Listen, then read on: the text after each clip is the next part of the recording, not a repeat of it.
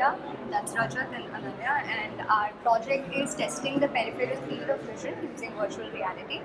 So the peripheral field of vision basically means the extent up to which anybody can see when they're fixating on one point. So for instance, if I'm looking at the camera, I can still see till here, I can still see my hand. So what the current device, the actual gold standard is called a Humphrey Visual Field Analyzer. It's a huge device, it's very bulky and it is very expensive. So there was a need expressed by an ophthalmologist saying that most people don't prefer coming to the hospitals to get this checkup done to test their peripheral field of vision. And the main problem is that in India, about 12 million Indians are already suffering from visual field loss, and 90% of the vision is lost before any diagnosis happens. So there was a need to take the device to the patient instead of expecting them to get to here.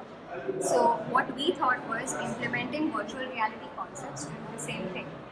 Now, what our device does is we have one VR headset.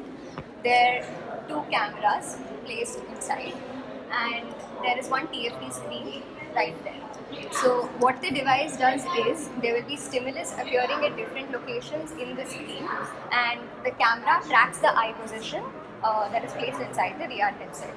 The concept basically is that whenever there is a stimulus coming onto the screen, a person can see it only if he perceives it. So we expect the subject to look at the stimulus when the stimulus appears.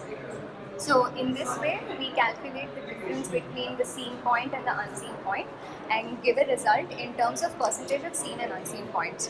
In case of high amount of unseen points, we recommend the subject to go to a doctor and visit a physician ophthalmologist and get their eye checkup, complete eye checkup done.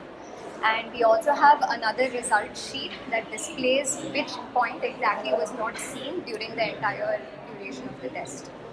Thank you.